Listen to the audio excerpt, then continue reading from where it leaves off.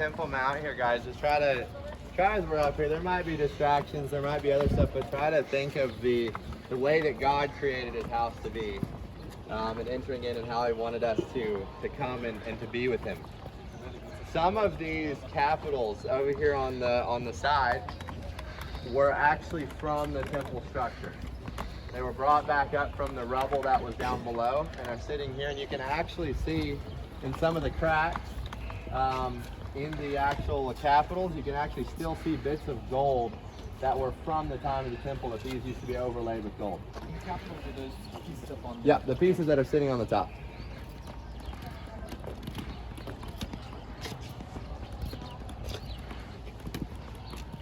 So is that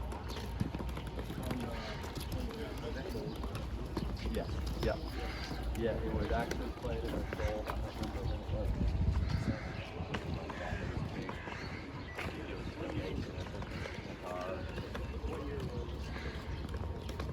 I want to say 17. I'm not positive on that though. so with the outline of the temple, is there an outline on the ground? So there actually is. I'll point out. So this kind of wall that you see running along the side here, that kind of sticks up, maybe whatever it is, 4 or 5 feet over there, was kind of basically is in the same spot that the separation between the court of the nation and the inner court.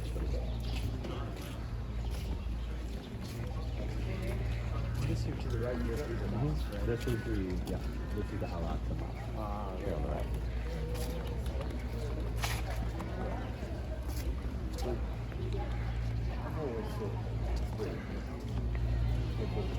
No, so it was right under where the Dome of the Rock is. So it's two different. Yeah, so that's correct. Yeah. So you got two Exactly.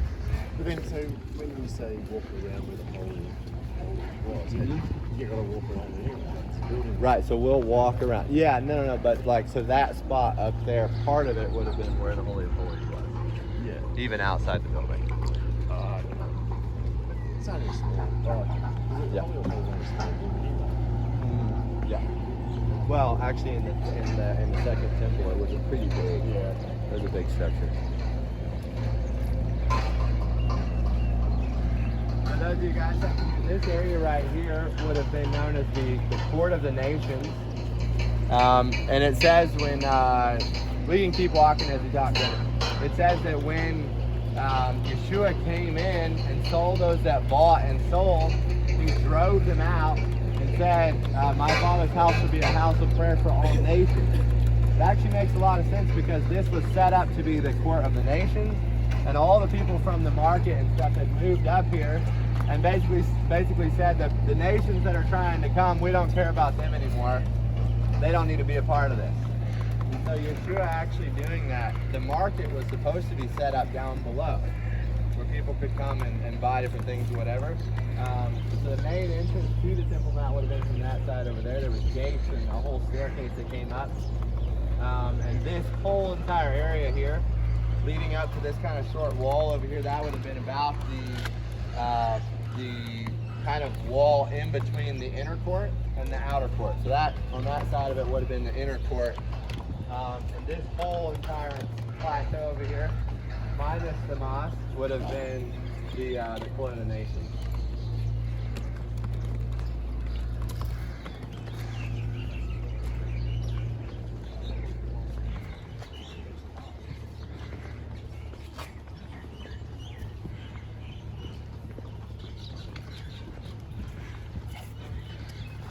The bridge. Yeah. I see people walking through there. That's where that normal. Yeah, that's the normal like tour. The Dome of the Rock. Yeah. And you see the Holy of Holies. Yeah. Story where Yeshua got up on something, yelled out of Misha, comes driven to Hey guys. water. They don't know exactly, but yeah, it says that he was in the temple. So it would have most likely been in the court of the nations, somewhere out here, because this was the main area that people would have taught and stuff. Here you say that that's where he was. Yeah. Yeah, it would have been in the court of the nation if they had moved the market up to up on top of the temple. It's also interesting with that, just to kind of point out the corruption of the time, is when Yeshua was born, and it says they brought him to the temple, and his parents gave the offering that was prescribed in Leviticus for after the son is born, that whole thing. It says that they brought, I think it says 2 young pigeons or something like that, which if you go back and read in the Torah, that's what it says, that the offering is supposed to be as a young lamb. But if you're too poor, then you can bring 2 young pigeons, which it says in Jewish writings that during that time, nobody almost brought the actual prescribed offering because the corruption of the whole market system was so corrupt that nobody could afford the actual offerings. They could have brought their own pigeons. Right. Yeah. Otherwise, it's too expensive to buy. Yeah. What I heard, they could find a spot on the land somewhere to disqualify it if you brought one. Yeah. And then they would sell you another one, throw yours in the pen, and then sell it to the next guy. Yeah. Yeah, there was a lot of corruption going on during that time. Oh, it's good.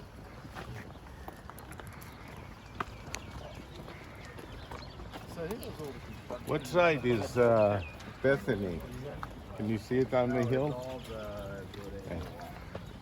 Which is actually a big, I think somebody mentioned this the other day, but when they built the Al-Aqsa Mosque, they came in and hauled out, it was 400, if I'm not mistaken, 400 dump truck loads of dirt underneath. And they got, they got permission from Israel to do some just basic cleanup. And they ended up just digging out because they extended that whole mosque to a whole nother floor underground that actually expands further than the mosque does. When was that? But That then Israel was- sifted through the dirt Yeah. that was dug to find antiquities Right, and but stuff. but that's what I can't remember who was saying this. I'm pretty sure it was to you guys, but they were saying once, like they said of all spots in the world to excavate, this would be a spot that like you would excavate with a toothbrush, like, and much less just a huge bulldozer just coming through loading up dump trucks. And when you've done that, you lose so much of what you can find with archaeology. I've been on several digs, and you're writing down like depth measurements for this was found at this level, which gives like, a lot of context for, oh, this was in that time, and oh, we found an ash level at this level, which would have been from this time period, and backs this up. But when you use a dump truck, you completely lose an ash level. You completely lose so much of, and even so, the Muslims figured out that they were actually sifting through some of it, and they started running everything that they found through a big grinder. So just grind it up. So if there's anything as blatant as just like, we don't want any evidence to be found that this was actually that the temple was here. But yeah, it was dumped over on the Mount of Olives, and there was a whole sifting project. Actually, we were able to help with some of it to sift through that, and they found a lot of stuff. They were actually able to put a lot of things back together. It was cool. They found several small pomegranate golden bells, which we obviously know where that came from. Oh my. If anything would signify a temple having been here, one of the priests, probably had it on his garment. It probably fell down in a little crack between stones or whatever it was, and that was not found until then. Hopefully we'll see when on the second tour. Little. So was this before or after? What's up? Was this before or after? This what they did that? It was after. Yeah. Well, I would say within Islam, like this site had basically no significance before it's pretty interesting. I think that has been because of that.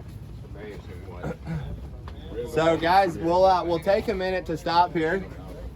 The Jewish guys that are with our group, and every time we come for the Jewish group, would be the spot that you could actually, for anybody, somebody from the nations, a Jewish person, whatever, you could actually stand and look all the way through the outer court, into the inner court, and into the Holy of Holies. So this would have been a really special spot for people to come and stand and pray, even if they couldn't enter into the inner court. And so this is a special spot to pray in your heart. And the Jewish groups that come up, they always will take this time here to pray inwardly and just to look towards God's holy place. So we can take a minute here.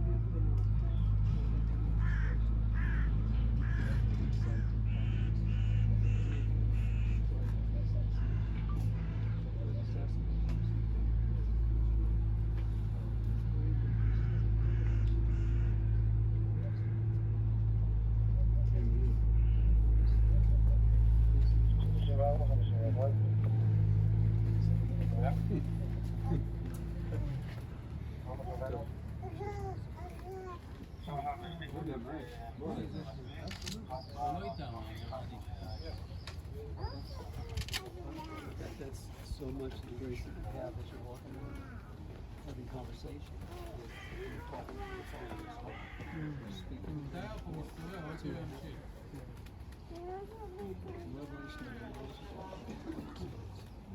This is going to be a house of transformation. May it be seen in our days.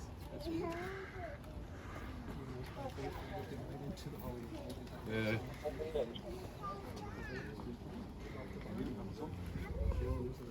Another physical structure.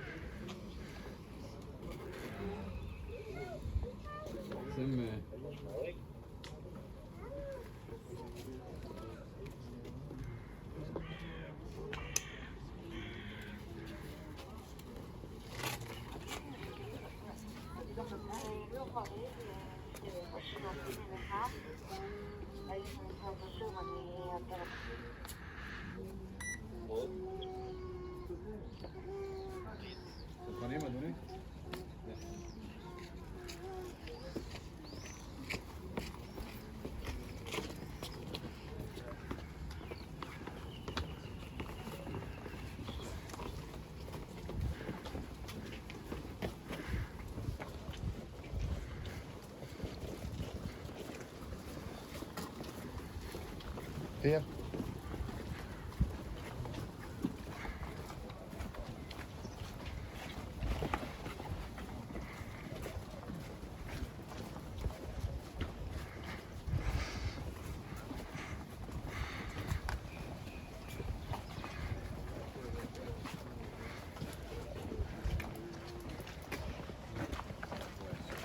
How far is that wall?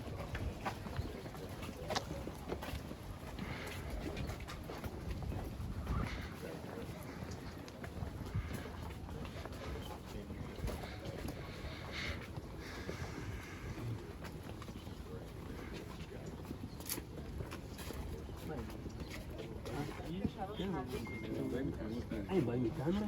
Ha?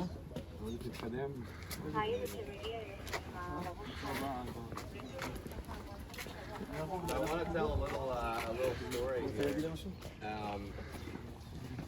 There's a story in Jewish writing.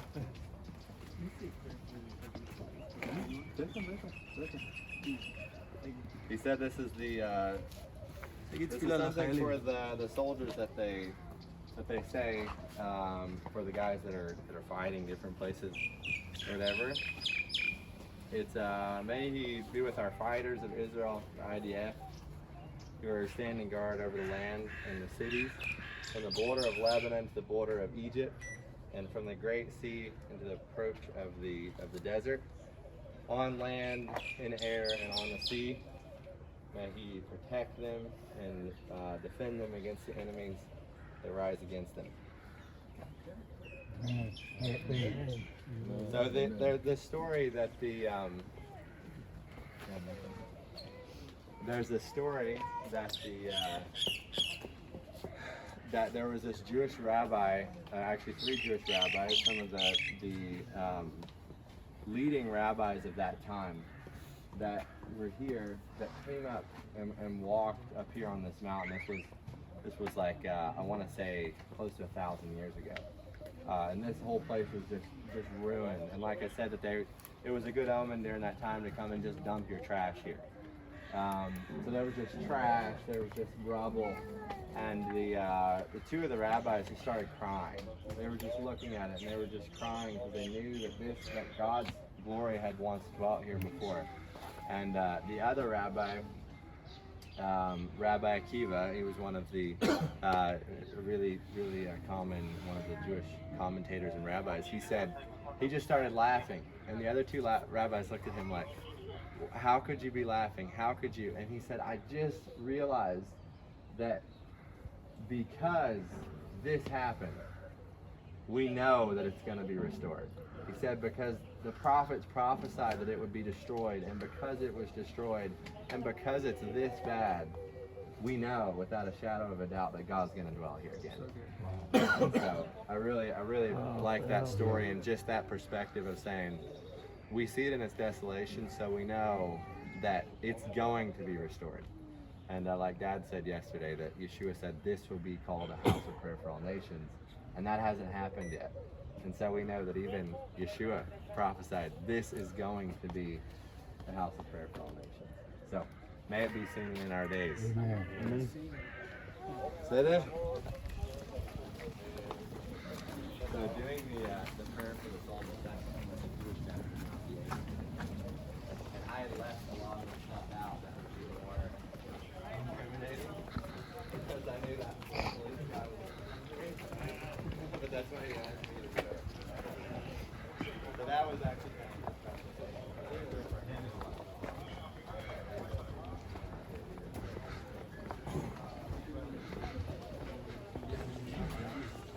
And that's completely because of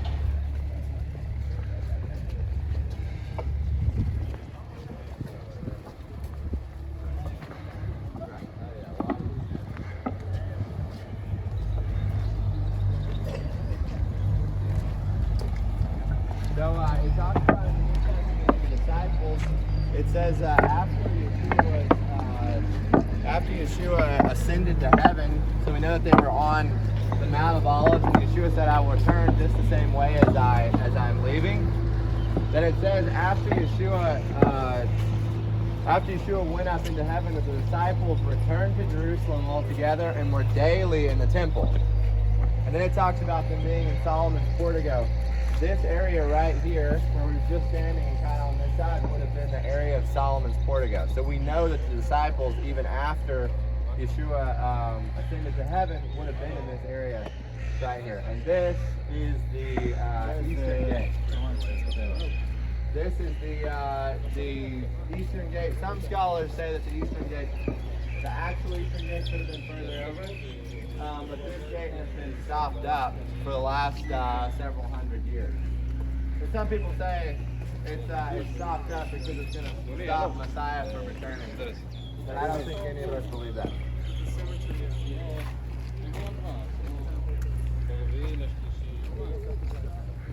זה בסדר להראות להם את העצים שם? בצד? לא? בסדר.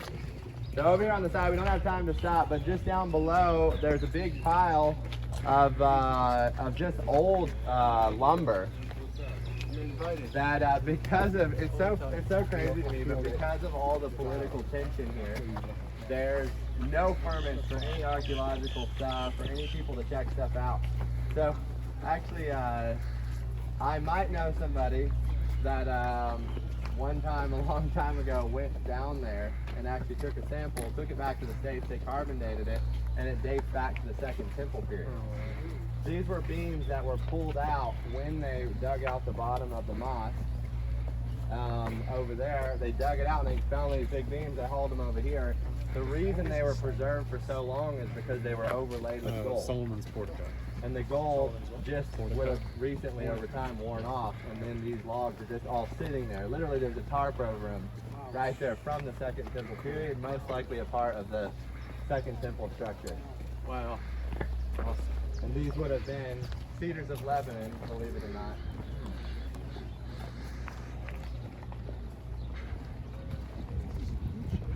Yeah.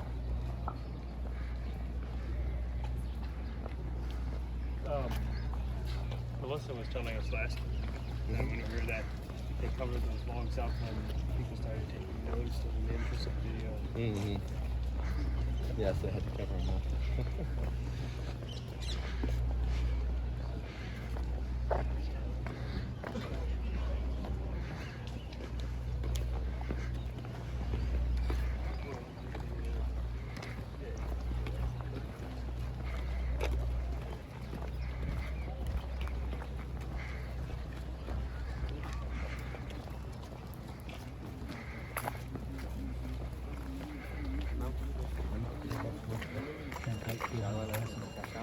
car is a Russian and performing.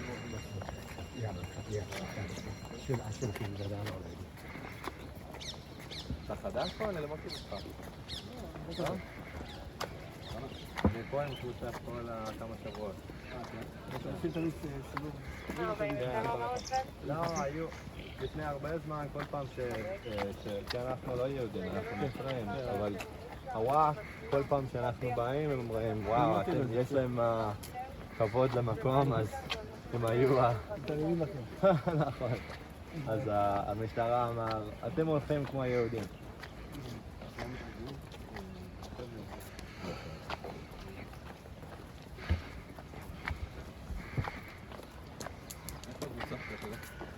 מכל העולם, הם מתנדבים שבאים לפה עכשיו להתנדב. אבל עכשיו אנחנו עובדים בכל החקלאות ביהודה ושומרון. אנחנו נמצאים בארבע החלפות מסביבו. כן. ועובדים בכל החקלאות וכל היישובים. תודה רבה. צריך יותר האנשים שיבואו בזמנים כאלה. נכון. So this is, on this side, this is kind of the line of also the outer court. So the Jewish groups won't go inside of this because inside the inner court required the red heifer, which you guys know a little bit about that. But from here you can kind of see, so you have the Dome of the Rock. Under, which literally, the Dome of the Rock, it's because there's a rock underneath it. We know that in the original story when David bought this place, what was it? Threshing floor. The threshing floor. Which the threshing floor was just a big flat rock that they would thresh out on, and David bought that threshing floor and established, and then Solomon built a temple on top of that. So there's literally still today, you can look up pictures online and stuff of what it looks like inside of the Dome of the Rock. But there's a big flat rock inside of there. So the temple would have sat on top of there facing toward the east, kind of in an east-west position because of the offerings, the different times of day of the offerings needed to be set in the same direction that the sun came up and down because there were different times that they would offer the the morning sacrifice and the evening sacrifice when the sun got to a certain point. The temple structure itself was 1/3 taller than the Dome of the Rock is. So the temple structure would have actually been a very, very impressively big building. The main altar would have sat out front, like in the front of the temple, just a little bit further in front of where that little building is. And then the laver, huge washing basin would have sat over here on this side. And this area would have been where the Levites, the 300-member choir of the Levites would have all been singing and praising God 24/7.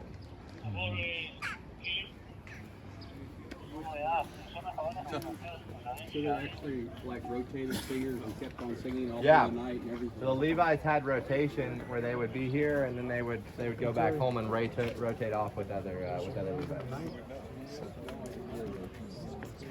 All right.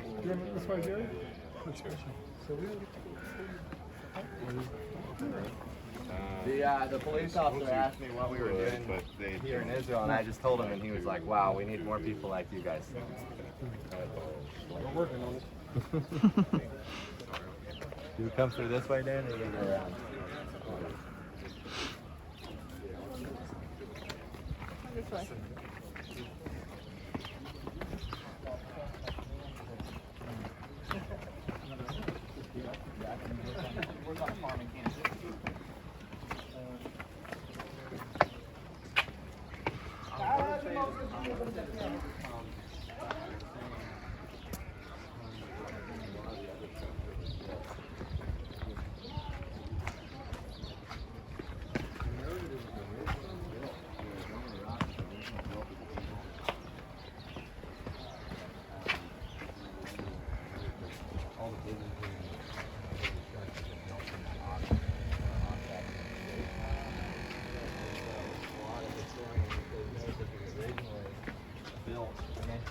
From what I've heard, they think that it wasn't fully completed, and then when the Muslims came, they decided to turn it into a Muslim fortress. So, do you think like it's something with like the temple God is here because obviously some as it was regarding using all the destroyers and they coming to a place where he will be here. But looking at the spirit of God being here, I think there's almost like I don't know if the rest is the right word, but more and more a deeper, more and more of his presence. Yeah, I think it definitely could be. Yeah, that it will just be kind of like a slow, kind of coming back. Kind of intriguing that what you said earlier before that they weren't actually ready to have this place. Right. Take it all and So what I mentioned earlier about not one stone being left upon another, this stone right here, actually from what they've measured, would have been the corner of the inner court.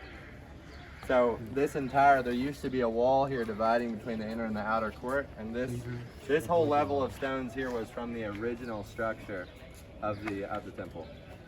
These are the original one of the things that Yeshua, when he was talking to his disciples, then they were asking about the buildings, and he was referring specifically to the buildings on Right. the temple.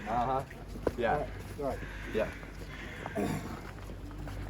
Yeah, because some people say, well, look, the retaining walls are still there. They say there's still stones left upon another, but no, he was specifically talking about everything that was on the mountain was level.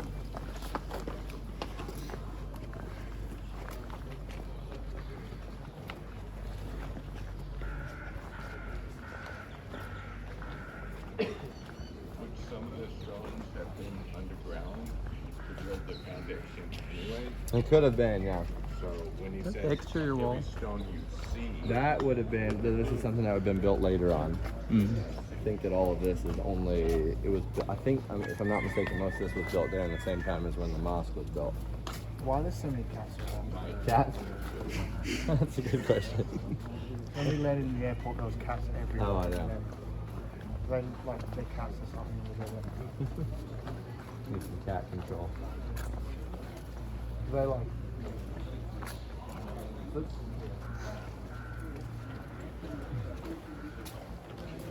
They're not like a special significant to Israel. They're just, What cat? yeah. I think, well, they just, here in Israel, they have a lot of walls.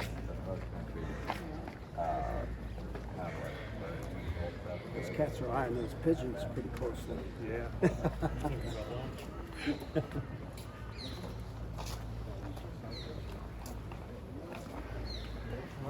Spanish broom. Yeah, they're pretty. It's beautiful.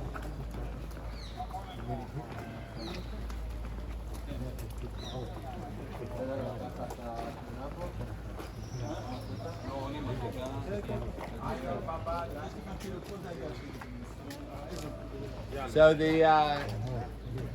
this would have been, from this side, would have been kind of the back side of the temple. which there would have only been one small kind of door leading into the temple structure for there just for the priests. But we could take a minute here, maybe we could take a picture too. The police officer actually told me that the outer wall on this side is the third step. So he told me that the Jewish groups will go up to the second step, but they won't go past the third one. Yeah. So let's do, I think it'd be really great to do a picture from the back of all of us facing towards where the temple was. So maybe if we line up over here on the stairs and stuff, and we can take a picture from the back.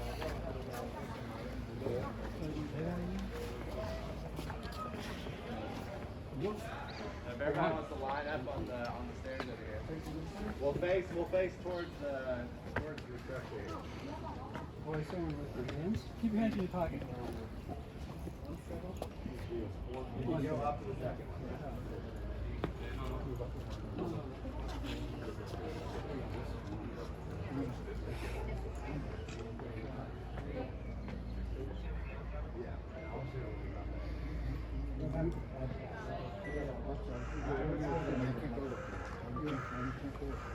Do we want to take, maybe everybody just turn around and we'll take a picture from this side too.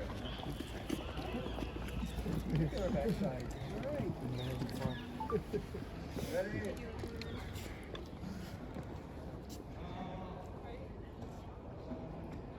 we go.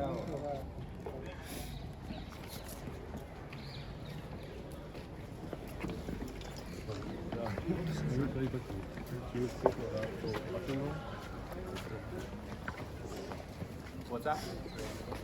If you're not Jewish, you go in there? Yeah. Actually, inside I think it's only for Muslims.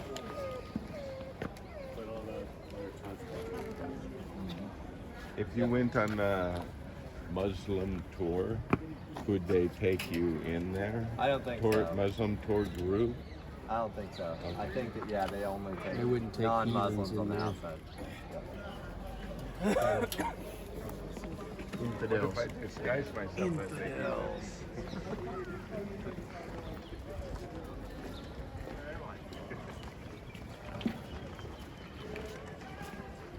If I take a shower for a week or something.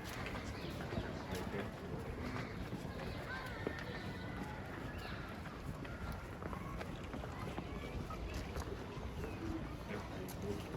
As a local Muslims allowed to shower, you know?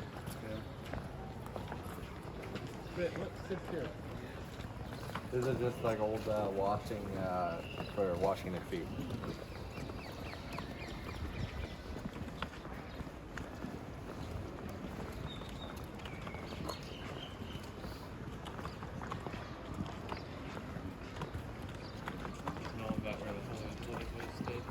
Yeah.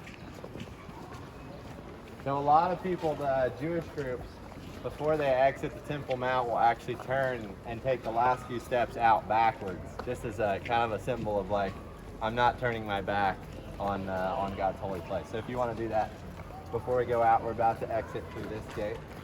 You can turn around and take the last few steps backwards if you want to.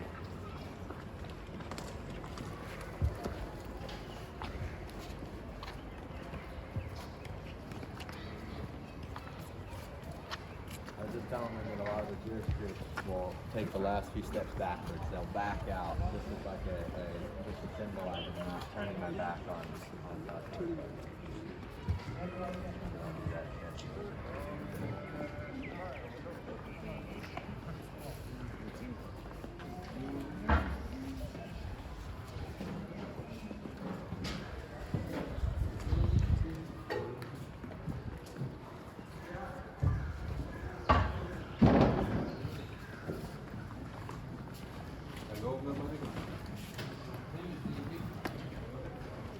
Mas